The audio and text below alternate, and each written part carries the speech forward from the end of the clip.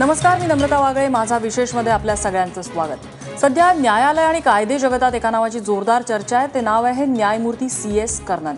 स्वतः ते उच्च न्यायालयाचे न्यायाधीश असून सुद्धा सर्वोच्च न्यायालयाच्या सरन्यायाधीशांसह अनेक त्यांच्या सहकारी न्यायमूर्तींना त्यांनी शिंगावर घेतलं. त्यामुळे त्यांच्या नावाची जोरदार चर्चा सध्या सुरू आहे. कर्णन यांनी सरन्यायाधीश आणि त्यांच्या सहकारी 6 न्यायमूर्तींना थेट 5 वर्षाच्या कारावासाची शिक्षा सुनावलेली होती. मात्र सर्वोच्च न्यायालयाच्या 7 सदस्यीय खंडपीठाने हा त्यांचा निर्णय रद्द ठरवत हा कोर्टाचा अवमान केल्याचा आरोप त्यांच्यावरती ठेवला आणि कर्णन यांनाच 6 महिने आता कारावासाची शिक्षा सुनावलेली आहे. त्यांना तातडीनं अटक करण्याचे आदेश दिलेले आहेत. वास्तविक विद्यमान न्यायमूर्तींना अशा प्रकारे शिक्षा होण्याची ही इतिहासातली पहिलीच वेळ आहे. पण या सगळ्या गोंधळात न्यायव्यवस्थेचा खेळखंडोबा होतोय का असा प्रश्न विचारला जातोय. कारण जिथे न्यायाच्या अपेक्षेने सर्वसामान्य जातात तिथेच ह्या सगळ्या घटना घडतात. याच विषयावर आज आपल्याला चर्चा करायची आहे. त्यासाठी माझ्यासोबत असणार आहेत विशेष सरकारी वकील उज्ज्वल निकम, माजी न्यायमूर्ती BG कोळसे पाटील पुण्याहून या चर्चेमध्ये सहभागी होत आहेत. त्याचप्रमाणे कायदेतज्ञ सामाजिक कार्यकर्ते सुभाष वारे हे देखील या चर्चेमध्ये सहभागी होत आहेत. मला सुरुवातीलाच जायचं आहे न्यायमूर्ती कोळसे पाटील यांच्याकडे. आत्ता या ज्या काही घडामोडी घडत आहेत त्या घडामोडीच्या पार्श्वभूमीवर म्हणायचं काय, म्हणजे न्यायमूर्ती या पदावरती अशी माणसं बसवली जातात का की सध्या आता सर्वोच्च न्यायालयाने त्यांच्या ते मनोरुग्ण आहेत का ह्या तपासणीचे सुद्धा आदेश दिलेले होते. म्हणजे प्रश्न निर्माण होत आहेत, गंभीर प्रश्न निर्माण होत आहेत.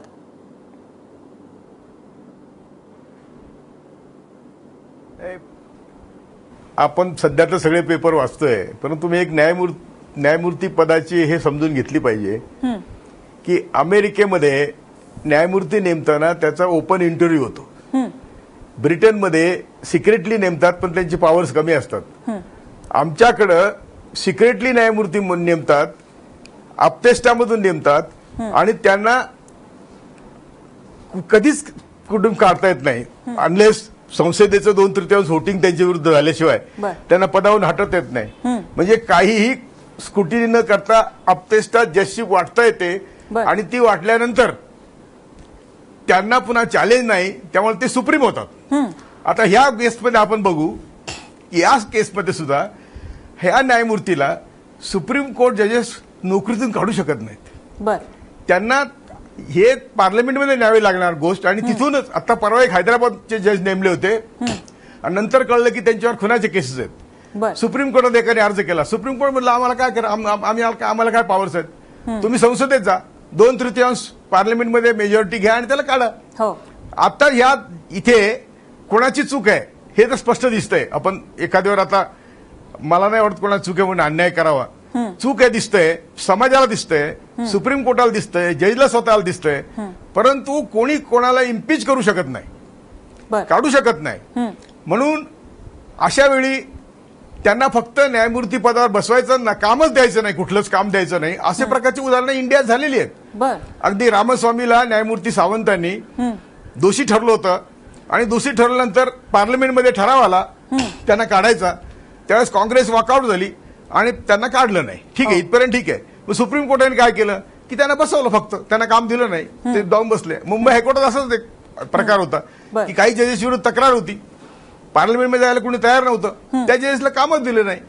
काम दिलं नाही तरी पुष्कळ प्रश्न मिटतात, ते बसून राहतात आणि बसून राहिल्यामुळे त्यांनाच वाटतं, आत्मक्लेश होतो आणि ते सोडून जातात. इथे सुद्धा अशी काहीतरी रेमेडी नेमायला करायला पाहिजे होती की बाबा तू बस.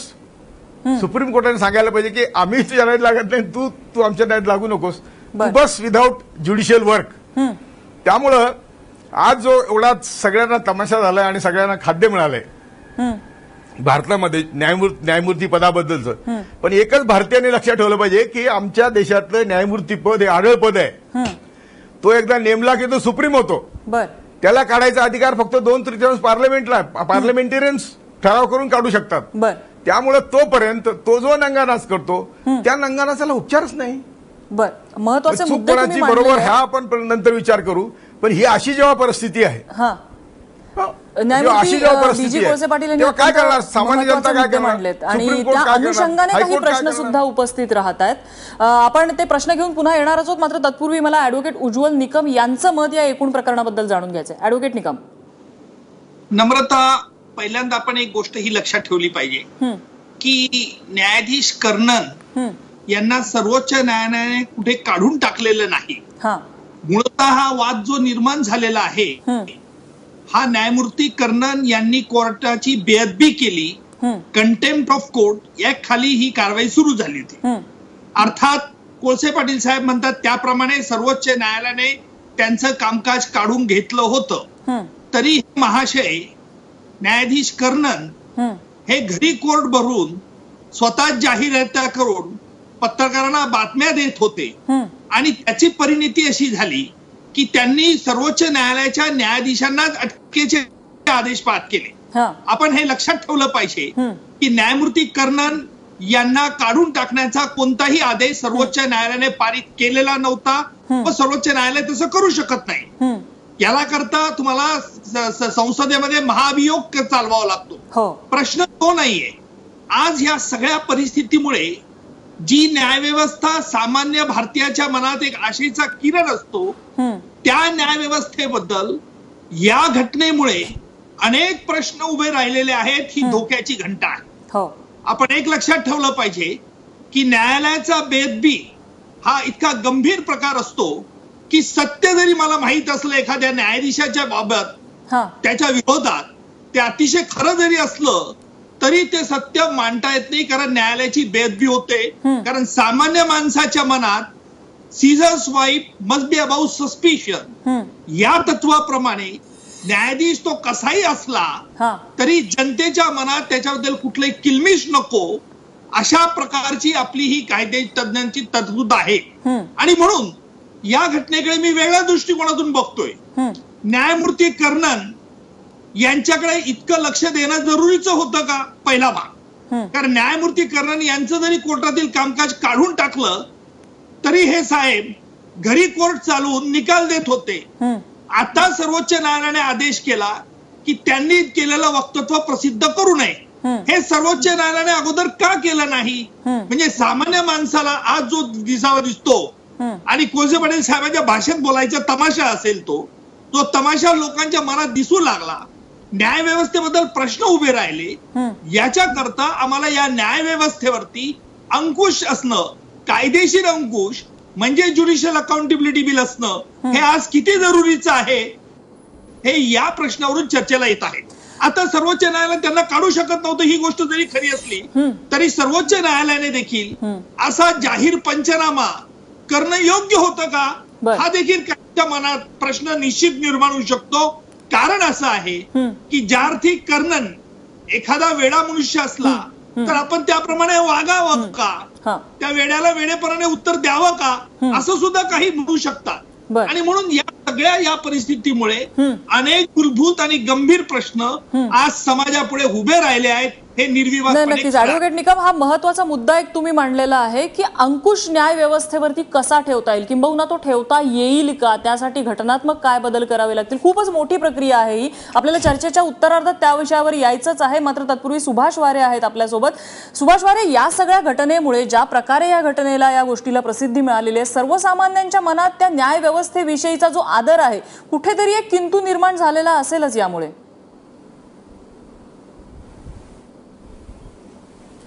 असे नम्रता की तो किंतु नक्कीच निर्माण झाला आहे.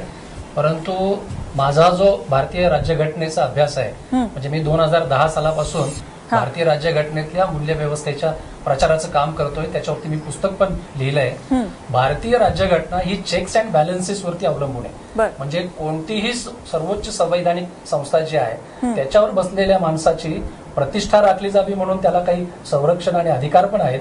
पण त्याचबरोबर त्याच्या हातात अमर्याद अधिकार केंद्रित होऊ नयेत म्हणून त्याला काही मर्यादाही घातलेल्या आहेत. आता अशी चेक्स अँड बॅलन्सेसची व्यवस्था यशस्वी तेव्हाच होते जेव्हा उच्च पदावर बसलेली जी माणसं असतात ती संयमानं आणि जबाबदारीनं आपल्या जबाबदाऱ्या पार पाडतात. पण या केसमध्ये असं दिसतंय मला की उच्च न्यायालयाचे न्यायमूर्ती कर्णन असोत की सर्वोच्च न्यायालयाचे न्यायाधीश असोत, दोघंही संयमानं किंवा जबाबदारीनं वागलेले नाहीत. आणखी एक मुद्दा, या न्यायाधीशांना म्हणजे सर्वांनाच उच्च न्यायालय किंवा सर्वोच्च न्यायालयानं पदाची जबाबदारी स्वीकारण्यापूर्वी एक शपथ घ्यावी लागते.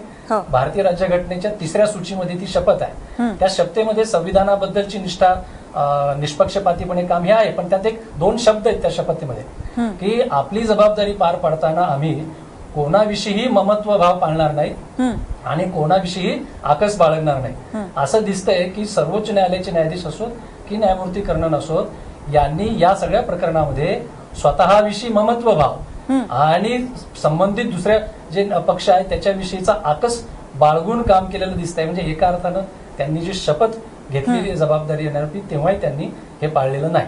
आता या ठिकाणी न्यायमूर्ती कर्णनच्या बाजूने हा सामाजिक न्यायाचा मुद्दा बनवला गेलेला आहे अॅट्रॉसिटी ऍक्टला मध्ये आणून. तर सर्वोच्च न्यायालयाच्या बाजूने तो न्यायालयाच्या प्रतिष्ठेचा मुद्दा केलेला आहे. आता सर्वोच्च न्यायालयाने जेव्हा त्यांचे अधिकार म्हणजे कामाचे अधिकार काढून घेतले, उज्ज्वल निकम साहेब म्हणतायत तसं त्यांनी काढून टाकलेलं नाही, पण काढून टाकताच येत नाही महाभियोग किंवा इम्पिचमेंट आणल्याशिवाय, म्हणून त्यांचे कामाचे अधिकार काढून घेतले. हे जवळपास काढून टाकता येत नाही म्हणून काढून टाकल्यासारखं आहे. आता तिथं त्यांनी कंटेम्प्ट ऑफ कोर्टचा आधार घेतलाय. म्हणजे हे दोन्ही न्यायालय अभिलेख न्यायालय आहेत, म्हणजे 129व्या कलमानुसार आणि 215व्या कलमानुसार. पण कंटेम्प्ट ऑफ कोर्टचा आधार कधी घ्यावा न्यायाधीशांनी, तर ज्युडिशियल बाबतीमध्ये घेतला पाहिजे कंटेम्प्ट ऑफ कोर्टचा आधार. इथं सुरुवातीला सर्वोच्च न्यायालयाने सुद्धा ऍडमिनिस्ट्रेटिव्ह म्हणजे सर्वोच्च न्यायालय हे ऍडमिनिस्ट्रेटिव्ह हेड सुद्धा आहे आणि ज्युडिशियल हेड सुद्धा आहे उच्च न्यायालयासाठी. तर ऍडमिनिस्ट्रेटिव्ह हेड म्हणून वागताना कंटेम्प्ट ऑफ कोर्टचा आधार सर्वोच्च न्यायालयाने घेतला, तिथं त्यांना काही वेगळं करता आलं असतं. आणि उच्च न्यायालयाच्या न्यायाधीशांनी कर्णननी सुद्धा सामाजिक न्यायाचा मुद्दा करून आता अॅट्रॉसिटीची केस अशी दाखल होते का, जर फौजदारी खटला असेल तर स्वतःच्याच बाबतीत ती अॅट्रॉसिटीची केस त्याची कुठेतरी एक तक्रार नोंदवली गेली पाहिजे, त्या तक्रारीच्या आधारे सुनावणी झाली पाहिजे. असं काहीही न करता पुन्हा त्यांनी स्वतःच्या बाबतीत म्हणजे अॅट्रॉसिटी केस ही जी सामाजिक न्यायाची आहे त्याचाही पोरखेळ केला. म्हणजे यांच्या बाजूनं सामाजिक न्यायाचा मुद्दा केला गेला, यांच्या बाजूनं प्रतिष्ठेचा मुद्दा केला न्यायालयाच्या. पण या कुठंच इथं सामाजिक न्यायाचाही मुद्दा दिसत नाही, प्रतिष्ठेचाही मुद्दा दिसत नाही. हा केवळ यांच्या वैयक्तिक अहंकाराचा खेळ आहे, ज्याच्यामध्ये न्याय व्यवस्थेचे धिंडवडे निघतायत. सामान्य माणसाच्या मनातले न्याय व्यवस्थेबद्दलचा आदर कमी होतोय. अगदी नक्कीच. सुभाष वारे, तुम्ही हा महत्वाचा मुद्दा या ठिकाणी अधोरेखित केलेला आहे, याच्यावरती कुठेतरी विचार झाला पाहिजे. न्यायमूर्ती कोळसे पाटील, यामध्ये एक महत्वाचा मुद्दा जो ऍडव्होकेट उज्ज्वल निकम आणि सुभाष वारे दोघांनी मांडला की न्यायालयाची क्रेडिबिलिटी, न्यायालयाबद्दल जो आदर आहे, विश्वास आहे सर्वसामान्यांना, त्याला कुठेतरी यामध्ये धक्का लागतोय, कुठेतरी तडा जातोय. न्यायमूर्तींची निवड करताना मग अशा प्रकारे पूर्व विचार त्या बाबतीत काही केला का जात नाही? तेच तुम्हाला सांगितलं ताई मगाशी की आमच्याकडे न्यायमूर्ती पदाची पदं नेमताना एवढी शिकरशी असते आणि आतापर्यंत तर पदं कुटुंबाबाहेर गेलीच नाहीत. बर, त्यामुळं यात मी असं म्हटलं की दोघांच्याही बद्दल मी टीका करणार नाही. उच्च न्यायालयाचे न्यायमूर्ती असोत नाही तर सर्वोच्च न्यायालयाचे न्यायमूर्ती असोत, हा नसता वाद सुरू झालेला आहे आणि या वादातून प्रत्येकाला प्रतिष्ठा प्रिय आहे, मग ती चुकीची असो बरोबर असो. आमचं म्हणणं असं की असं का वागतात हे सगळे, तर यांना विचारणारं कोणी नाही, इम्पिचमेंट शिवाय काही मार्ग नाही. आणि म्हणून यांना कोळसे पाटील, माझा साधा छोटासा प्रश्न आहे की न्यायाधीशांची निवड होत असताना नेमकी ती प्रक्रिया काय असते? म्हणजे त्यांना कोणत्या परीक्षा किंवा कोणत्या health test, fitness test, mental test, psychological test, काय कोणकोणत्या टेस्ट त्यांना द्याव्या लागतात?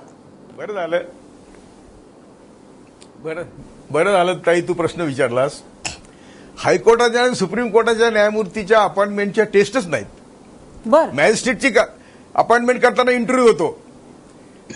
सुप्रीम कोर्टाच्या आणि हायकोर्टाच्या न्यायमूर्तीच्या ज्या नेमणुका होतात त्या सुप्रीम कोर्टाच्या आणि हायकोर्टाच्या सिनियर जजेसच्या मर्जीनुसार होतात. बरं, ते ठरवतात. अरे अपॉइंटमेंटचे एवढे किस्से आहेत माझ्याकडे. एक चीफ जस्टिसचा जावई 40 वर्षाचा होत नव्हता म्हणून 2 वर्ष त्यांनी बॉम्बे हायकोर्टाच्या अपॉइंटमेंट थांबवल्या होत्या. दुसरं एका चीफ जस्टिसने फक्त स्वतःचा मामा, काका, भाचा असे जजेस नेमलेत एकाच कुटुंबातले. तिसऱ्याचा म्हणजे असे एवढे किस्से आहेत. त्यामुळे काय होतंय, त्यामुळे मेरिटला किंमत नाही आणि तिथं बसल्यानंतर त्याच्यावर जबाबदारी नाही. बर, ह्या 2 गोष्टी भयंकर आहेत आपल्या ज्युडिशियरीत.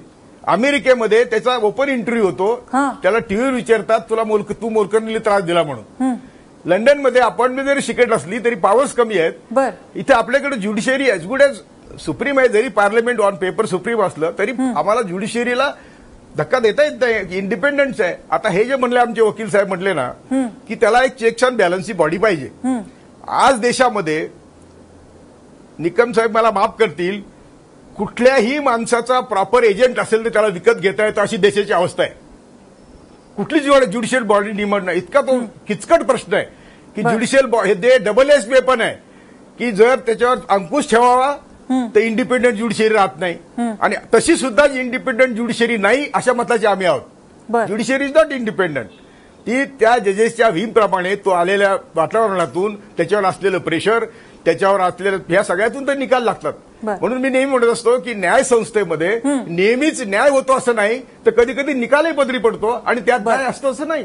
तुम्ही हे जे महत्त्वाचे काही मुद्दे मांडलेत न्यायमूर्ती कोळसे पाटील, तुम्ही हे जे काही मुद्दे मांडलेले हे अत्यंत भयंकर किस्से तुम्ही सांगितलेले आहेत. ऍडव्होकेट निकम, आत्ताच्या ह्या घटना जे काही त्यांनी किस्से सांगितले न्यायमूर्तींनी आपल्याला, त्यावरून कुठेतरी न्यायाशी कॉम्प्रोमाइज करण्याचा हा प्रकार आहे. म्हणजे सर्वसामान्यांनी जर न्यायाच्या अपेक्षेने न्यायालयात आलं आणि हे पडद्यामागे जर असे प्रकार घडत असतील तर काय अपेक्षा ठेवायची? नाही, असं म्हणणं हे सर्वस्वी चुकीचं आहे. काही प्रमाणात कोळसे पाटील साहेब म्हणतात त्याप्रमाणे त्यांना अनुभवाला आले असतील यात शंका नसेल. परंतु आपण एक सर्वसाधारणपणे बघितलं पाहिजे. मी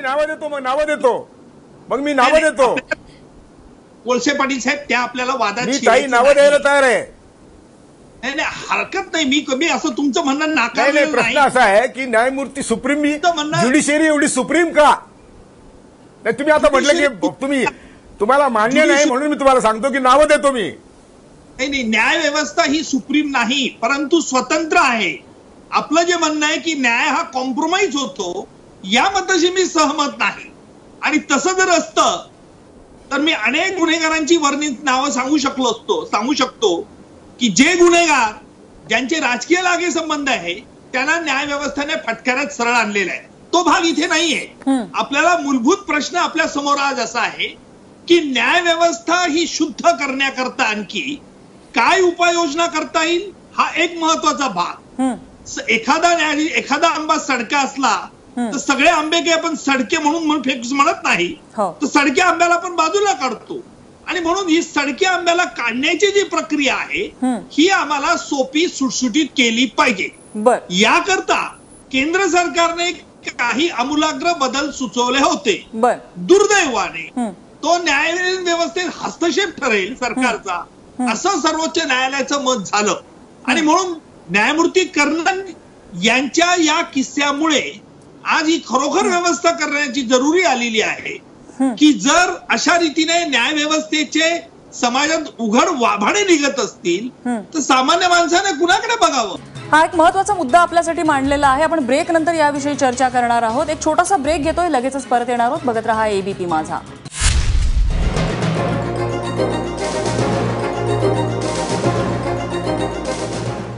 ब्रेक नंतर आपल्या सगळ्यांचं पुन्हा एकदा स्वागत. आपली चर्चा सुरू आहे न्याय व्यवस्था आणि कर्णन यांच्या प्रकरणाने जे काही प्रश्न उभे राहिलेले आहेत त्यामध्ये न्याय व्यवस्थेचा खेळखंडोबा होतोय का याविषयी. सुभाष वारे, यामध्ये एक साधा सोपा प्रश्न म्हणजे सर्वसामान्यांना अगदी पडेल. आपण पोलिसांची निवड करतो त्यासाठी त्यांना फिजिकल फिटनेस, मेंटल, सायकोलॉजिकल सगळ्या टेस्ट असतात. आर्मीसाठी करतो त्या असतात. डॉक्टरांसाठी त्यांना एंट्रन्स टेस्ट असते. जज नेमताना अशी परीक्षा का असू नये? किंबहुना वकिलांना सनद मिळवण्यासाठी सुद्धा परीक्षा असते. मग जजसाठी का नाही? जसं आता कोळसे पाटील सरांनी सांगितलं की काही ठराविक पद्धतीने ती निवड होते. जजसाठी का नाही? हे जर सर्वात मोठं पद असेल ज्याच्या हातात न्याय देण्याचं काम आहे. सुभाष वारे. निश्चितपणे त्या बाबतीमध्ये न्यायाधीशांच्या नियुक्तीचा गंभीरपणे विचार केला पाहिजे. मात्र आता दुर्दैवानं केंद्र सरकारनं जे काही त्या बाबतीत उपाययोजना सुचवलेल्या आहेत त्याला राजकीय वास आल्यामुळे नाकारलं गेलं. पण मला एक या ठिकाणी याच्या संदर्भातला मुद्दा उपस्थित करायचा आहे की हे पाहिजे असं लोकांना का वाटतंय. आत्ताचा म्हणजे काल परवा जयललिता आणि शशिकला यांच्या संदर्भातले जे निर्णय न्यायालयाकडून आले म्हणजे एक न्यायालय त्यांना दोषी ठरवतं, ते न्यायालय बदलून घेतात. जयललिता म्हणजे तामिळनाडूतली केस कर्नाटकामध्ये घेऊन जातात आणि कर्नाटकामध्ये ही त्यांना लगेच निर्दोष सोडलं जातं आणि मग त्याच्यानंतरची ती केस अनेक वर्ष पेंडिंग राहते. त्या पेंडिंग मध्ये जयललितांचं दुर्दैवाने निधनही होतं. निधन झाल्यानंतर शशिकला मुख्यमंत्री झाल्याबरोबर म्हणजे जी केस अनेक वर्ष पेंडिंग पडलेली आहे परंतु त्याच्याशी संबंधित शशिकला मुख्यमंत्री झाल्याबरोबर अचानक त्या केसचा निकाल येतो आणि त्यांचं मुख्यमंत्रीपद जातं. हे दोन्ही प्रकार जे आहेत जयललितांच्या बाबतीतल्या निर्णयानंतर पुन्हा एकच केस आहे ती पण पुन्हा शशिकलांच्या बाबतीत झालेलं यांनी सामान्य जनतेच्या मनात न्यायालयाविषयी की हे निर्णय विकत घेतले जातात का, अशा पद्धतीची शंका निश्चितपणे निर्माण होते.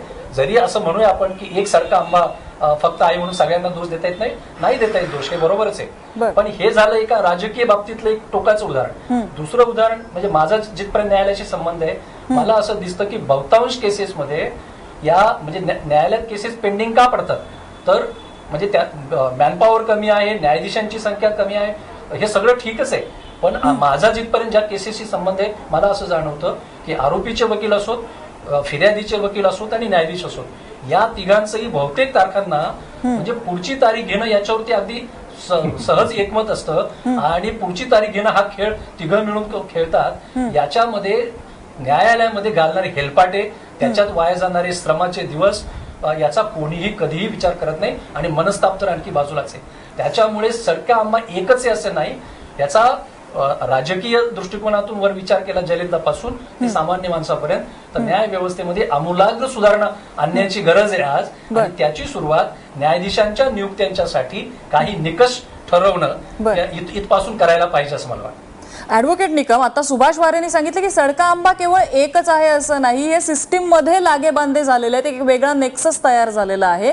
आणि जर आता अगदी कर्णन, न्यायमूर्ती कर्णन यांचं जर उदाहरण घेतलं, त्यांच्या पदाचा मला पूर्णपणे आदर आहे, मात्र त्या पदावर बसलेल्या त्या व्यक्तीने असे काही प्रकार केलेले आहेत की त्यावरती प्रश्नचिन्ह उपस्थित राहत आहेत. जर सर्वोच्च न्यायालय कर्णन यांच्या मेडिकली ते फिट आहेत का या संदर्भात आदेश देतं त्यांची मेडिकल चाचणी करण्याचा, जर तो माणूस मेडिकली अनफिट असेल तर त्याने दिलेला न्याय हा योग्य असेल का, हा सुद्धा प्रश्न असतो. आणि इथे त्या सर्वसामान्याला मिळणाऱ्या न्यायाशी कॉम्प्रोमाइज होत आहे. अशा प्रकारच्या कॉम्प्रोमाइज बद्दल माझा प्रश्न आहे, जर तो माणूस फिट नसेल न्याय द्यायला तर न्यायासोबत कॉम्प्रोमाइज होत नाहीये का?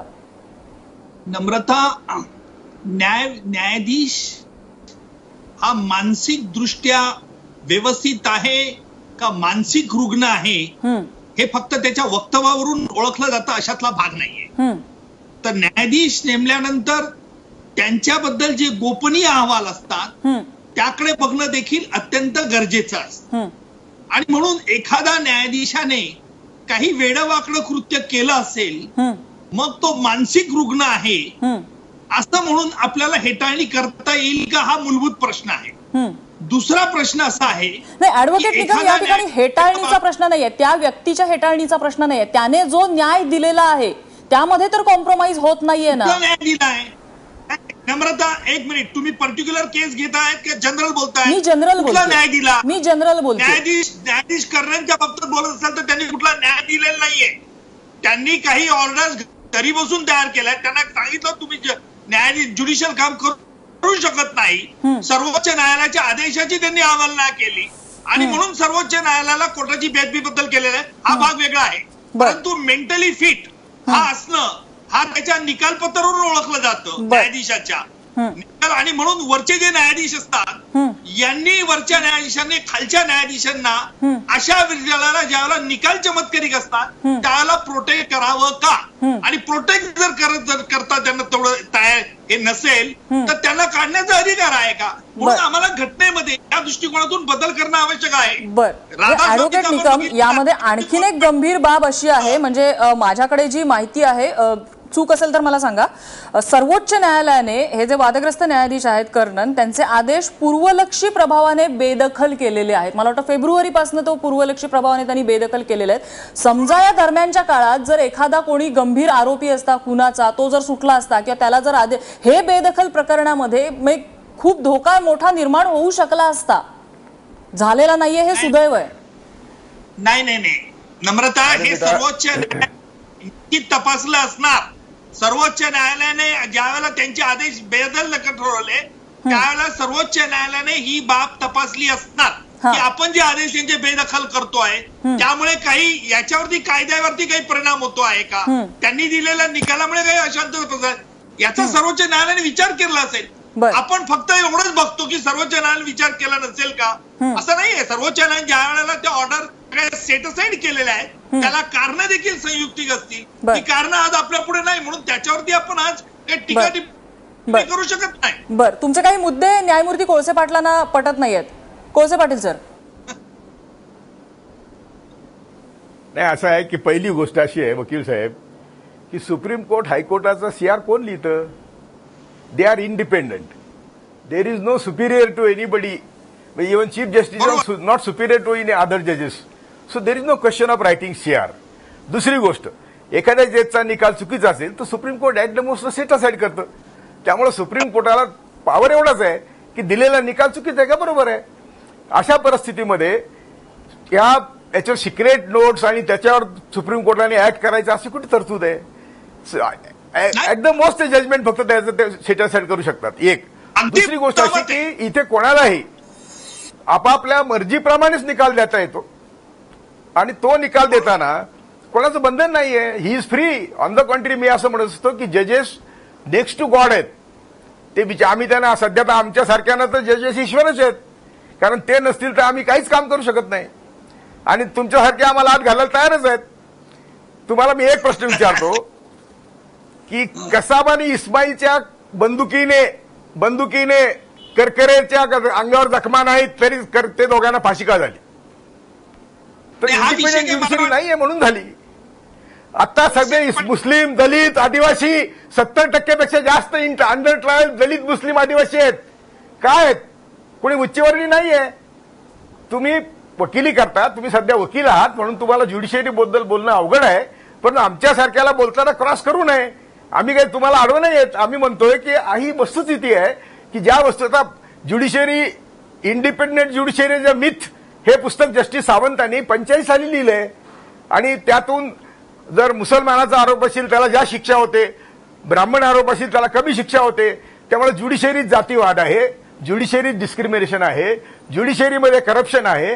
फक्त तरी देखील आज देशातल्या सगळ्या संस्थांपेक्षा आम्ही न्यायसंस्थेला देवता मानतो आणि म्हणून सगळे समाजपंथीयांना देवता मानतो. म्हणून आजचा झालेला प्रकार हा अपेक्षित नव्हता. हा त्यांनी होता कामा नव्हे एवढंच आमची अपेक्षा आहे. उज्ज्वल निकम, हा अत्यंत गंभीर प्रकारे म्हणजे न्याय व्यवस्थेत जाती व्यवस्था असणं. उज्ज्वल निकम, आपल्याला मी क्रॉस केलेलं नाही, परंतु वस्तुस्थितीचं वस्तुमापन मूल्यमापन आपल्या समोर सांगितलं. आपण त्यातून चुकीचा अर्थ काढला. आपल्या म्हणण्यानुसार आज जर ज्युडिशरीमध्ये अशा प्रकारचं चातुर्यवर्ण पाळला जात असेल याच्यावरती माझा विश्वास नाही. तर मी काही वर्ष प्रॅक्टिस करतो आहे आणि मला असं कुठे आढळून आलेलं नाही की एखादा आरोपी या जातीचा आणि त्या धर्माचा आहे म्हणून त्याच्या विरुद्ध निकाल अशा रीतीने दिला गेलाय. अजिबात असं होत नाही. आपण कृपया आपली भारतीय 70% मुलं, तरुण मुलं 70% जेलमध्ये कोणाची आहेत? 70% मुले त्यांनी गुन्हे केले म्हणून जेलमध्ये कोणाची आहेत? असं नाही. अंडर ट्रायल कोणाची आहेत? त्यांनी केलेल्या ऑफेन्सपेक्षा 10 वर्ष शिक्षा जास्त झाली ती कोणाची मुलं आहेत? लंडनच्या हायकोर्टमध्ये नदीमच्या केसमध्ये आम्ही इंडियन ज्युडिशरी इंडिपेंडंट कशी आहे हे एका आम्ही मुंबई हायकोर्टाच्या न्यायाधीशाला तिथे तपासलं. लंडनच्या हायकोर्टाने हे मान्य केलेलं आहे. म्हणजे आपल्याला तुम्ही काम केलंच पाहिजे. असताना तुम्ही ज्युडिशरी इंडिपेंडंट म्हणलंच पाहिजे. असं बोलावं याचं मला दुःख आहे कोळसे पाटील साहेब. मी तुमच्याशी काही प्रमाणात सहमत आहे, पण तुम्ही जाहीररित्या ज्युडिशरी इंडिपेंडंट आहे हे तुम्हाला म्हटलंच पाहिजे. नाही, चुकीचं आहे. आपण जे म्हणतात त्याच्याशी मी दुर्दैवाने अतिशय आदर ठेवून आपल्याबद्दल, आपण देखील एक माजी न्यायाधीश होतात आणि असं काही असतं तर आपण कुठे झालोच नसतो ना. म्हणून न्याय व्यवस्थेमध्ये फक्त जातीय पाळल्या जातात, धर्म पाळला जातो. इंडिपेंडंट अत्यंत हा गंभीर आरोप आणि गंभीर उत्तर विचारलंय चर्चेला आलेला आहे. 70% मुसलमानाचे, आदिवासी, दलिताची पोरं कशी देत आहेत? कुठे खरं तर इतर अनेक सिस्टीम्स आहेत ज्याच्यामध्ये जातीयवादाचा आरोप होत होता आणि आता न्यायमूर्ती कोळसे पाटील यांनी तर आता न्याय व्यवस्थेमध्ये सुद्धा जातीयवाद आहे हाच मुद्दा मांडलाय. सुभाष वारे, मला वाटतं आता हेच ऐकायचं राहिलं होतं आपलं. असं आहे की न्यायमूर्ती कोळसे पाटील जो एक मुद्दा मांडतायत की केवळ संशयावरून कोठडीत डांबलेले जे तरुण आहेत हे तरुण कुठल्या समाजाचे आहेत याचं एकदा जर नीट आकलन केलं तर मला असं वाटतं की केवळ ज्युडिशियरीचाच मुद्दा नाही, इथं तपास यंत्रणांचा सुद्धा मुद्दा आहे की तपास यंत्रणा काय पद्धतीनं वागतायत आणि तपास यंत्रणा बहुजन समाजाबद्दल, दलित समाजाबद्दल, मुस्लिम समाजाबद्दल कसं आकसानं वागून केवळ संशयावरून कोठडीमध्ये हे जे तरुण डांबले जात आहेत. बरं. मग मालेगाव Percentage बघा. बॉम्बस्फोटामधले जे तरुणांची 4-5 वर्ष नाही सुभाष वारे, हा विषय खूप मोठा आहे. मात्र यामध्ये आपण हा थोडासा विषय बाजूला थोडासा ब्रीफ ठेवूया हा विषय, की जातीयवादाचा आरोप होतो, अॅट्रॉसिटीचा आरोप होतो, की मी पर्टिक्युलर जातीचा आहे म्हणून मला माझी हेटाळणी केली जाते किंवा मला वेगळं पाडलं जातं. हा पायंडा पडणं चुकीचं नाही वाटत तुम्हाला न्यायव्यवस्थेत? मला एक हो तेच म्हणायचंय की हा पायंडा नव्हे. तुम्ही पारध्यांच्या पालावरती जाऊन बघा, भटक्या समाजाच्या तांड्यावर जाऊन बघा, तिथे तपास यंत्रणांचं वागणं. मी मुद्दा मगाशी तपास यंत्रणांना मध्ये आणले. इथं न्यायाधीश न्यायव्यवस्था शेवटी समोर आलेल्या फॅक्ट्सवर काम करते. तपास यंत्रणा आणि न्यायव्यवस्था मिळून जो एक संशय निर्माण झालेला आहे, भटके समाज असतील, दलित समाज असे लोक असतील, मुस्लिम समाजाचे लोक असतील, ही व्यवस्था आपल्यावर अन्याय करते. सुभाष वारे, आपण तपास यंत्रणांकडे जाऊया नको, कारण जितकं त्या बाजूला आपण शोधत जाऊ तितके नवे मुद्दे येत बसतील. मात्र या ठिकाणी जर मुद्दा आहे ऍडव्होकेट निकम, मी आता थेटच प्रश्न तुम्हाला विचारते. कर्णन यांचा जो मुद्दा कर्णन, मला बोला, मुद्दा पूर्ण करा. कर्णन यांच्याबद्दल मी मुद्द्याकडे येतो. कर्णन यांचा मुद्दा सुद्धा त्यांनी घरी बसून काहीतरी न्याय दिला. तो चूक आहे, त्यांनी अधिकार क्षेत्राचं उल्लंघन केलं हे मी आधी बोललोय. पण तिथून तो मुद्दा सुरू होत नाहीये. तर त्यांनी व्यवस्थेमधले काही दोष दाखवण्याचा प्रयत्न केल्याबरोबर त्यांच्यावर इम्पिचमेंट करता येत नाही म्हणून त्यांचे अधिकार काढून घेणं, त्यांना मानसिक रुग्ण ठरवणं, हा जो प्रकार सर्वोच्च न्यायालयाकडून झाला तो सुद्धा अधिकार क्षेत्राचं उल्लंघनच आहे. म्हणजे कर्णननी निकाल दिला तिथं प्रकरण सुरू होत नाही, प्रकरण त्याच्या आधी आहे. त्याच्यामुळे सर्वोच्च न्यायालयाने सुद्धा, न्यायालयाच्या न्यायाधीशांनी सुद्धा एका अर्थानं ठीक आहे, तुमचा मुद्दा लक्षात आलेला आहे. त्यांना मानसिक रुग्ण ठरवलेलं नाहीये, त्यांच्या तपासणीचे आदेश दिलेले होते जे त्यांनी नाकारलेले आहेत. त्यानंतर सर्वोच्च न्यायालयाने कंटेम्प्ट ऑफ कोर्टचा त्यांच्यावरती आरोप लावलेला आहे. म्हणजे अगदी शेवट, माझी वेळ संपत आली. ऍडव्होकेट निकम, ही स्वायत्त आणि स्वतंत्र व्यवस्था आहे आपली न्याय व्यवस्था, ही तिच्यावरती अंकुश ठेवण्याची गरज तुम्ही वारंवार आता या चर्चेत बोलून दाखवली. कसा त्याच्यावरती अंकुश ठेवता येईल? घटनात्मक दृष्ट्या काय बदल करावे लागतील आपल्याला? काय, सरकारने मध्यंतरी ज्युडिशियल अकाउंटेबिलिटी बिल हे पारित करण्याचा प्रयत्न त्यांचा होता. सर्वोच्च न्यायाधीश आणि उच्च न्यायाधीशांच्या नियुक्त्या या फक्त जी प्रचलित पद्धत आहे, ज्याला आम्ही कॉलेजियम म्हणतो, की मगाशी कोळसे पाटील साहेबांनी सांगितलं की हायकोर्टातील जे सिनियर जजेस असतात त्यांनी शिफारस करायची आणि सर्वोच्च न्यायालयाने स्वीकारायची, याच्यामध्ये कुठेतरी ब्रेक लावला पाहिजे. कारण असं की ह्या शिफारसीमध्ये लोकांना संशयाला वाव राहतो. कोळसे पाटील साहेबांसारखे फरडे वक्ते त्याच्यावरती जाहीर टीका करू शकतात आणि म्हणून ही न्याय व्यवस्थेचे अशाबद्दल सामान्य जनतेच्या मनात कोणताही किंतु नको, याच्याकरता सरकारने देखील काही चांगल्या योजना सर्वोच्च न्यायालय पुढे मांडल्या होत्या. दुर्दैवाने सर्वोच्च न्यायालयाने ते मंजूर केल्या नाही आणि म्हणून सर्वोच्च न्यायालयाला हा गंभीरपणे एक विषय पुन्हा एकदा हाताळावा लागणार आहे की ज्या न्यायाधीशांच्या नियुक्त्या या उच्च न्यायालय आणि सर्वोच्च न्यायालयावर केल्या जातात, या फक्त या आपसात ठरवून, म्हणजे एखादा जो क्लब असेल, त्या क्लबची मेंबरशिप कोणी घ्यायची तर फक्त मेंबर्सच ठरवतात. तशा प्रकारची ही पद्धत ही बंद करणं का गरजेचं आहे, हे न्यायमूर्ती कर्णन यांच्या प्रकरणावरून आता सर्वसामान्याला देखील वाटू लागलेलं आहे की आम्हाला कुठेतरी बदल करणं आवश्यक आहे. आणि म्हणून हा बदल न्यायाधीशावरती अंकुश, म्हणजे अंकुश या अर्थाने मी म्हणेन की नियुक्तींच्या बद्दल अंकुश, म्हणजे की सरकारचं बदल नको किंवा सरकारचं दडपण नको, सर्वोच्च न्यायालयच ते ठरवेल.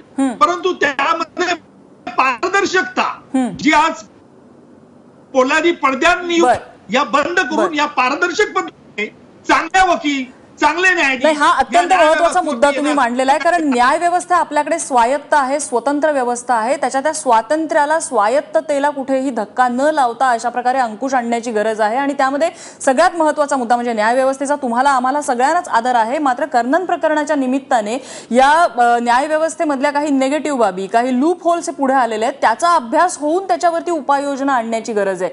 कारण जर नवे पायंडे पडत असतील आणि जे न्याय कॉम्प्रोमाइज करणारे जर वाईट पायंडे असतील, वाईट प्रथा असतील, तर त्या वेळीच थांबवल्या पाहिजे. कारण आपल्या देशामध्ये कोणीही असो, सर्वसामान्य, त्याला न्याय हा मिळालाच पाहिजे, त्याच्यासोबत कधीही कॉम्प्रोमाइज नाही झालं पाहिजे. त्यामुळे या प्रकरणाचा संपूर्णपणे अभ्यास होण्याची, तटस्थपणे अभ्यास होण्याची गरज आहे. या चर्चेसाठी आपल्याला सर्व मान्यवरांनी वेळ दिला त्याबद्दल त्यांचे आभार. माझा विशेषमध्ये इथेच थांबतोय. बघत रहा एबीपी माझा.